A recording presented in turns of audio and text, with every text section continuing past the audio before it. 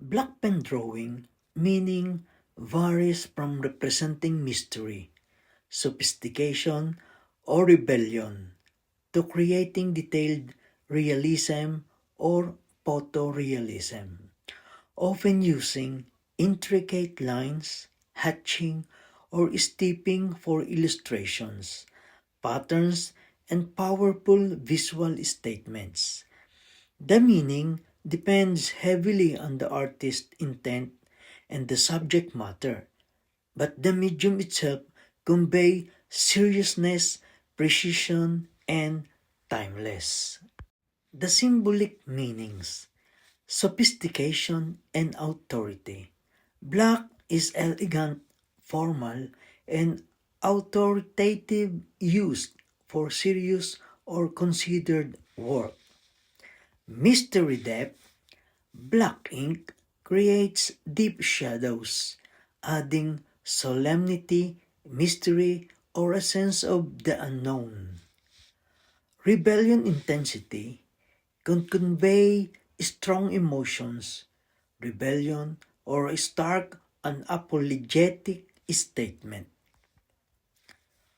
Artistic techniques and themes, realism, photorealism.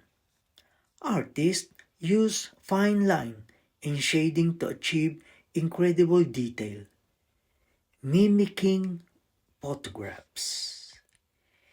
Intricate patterns, mandalas, abstract design, and detailed motifs are common creating meditative or complex visuals. Hatching and cross-hatching, lines layered at angles to create depth and texture, a classic pen technique. Stippling, using dots to build up tone and form, creating a unique texture. Book illustrations or branding, used for everything from detailed editorial art to bold advertising. Cultural and personal significance, timelessness. A classic medium, black pen, art feels permanent and serious, unlike ephemeral mediums. The precision, the controlled nature of open and ink can reflect precision, focus, and intentionality. In essence, a black pen drawing can be a highly detailed visual narrative, a symbolic expression, or a study in technique. Its meaning derived from both the universal commutation of the color black and the specific choices of the artist. What does a black pen mean? Black is a somber, sophisticated, and formal. Use a black ink pen for serious signing and for handwritten notes that they are intended to be thoughtfully considered and carefully kept. What is the meaning of pen drawing?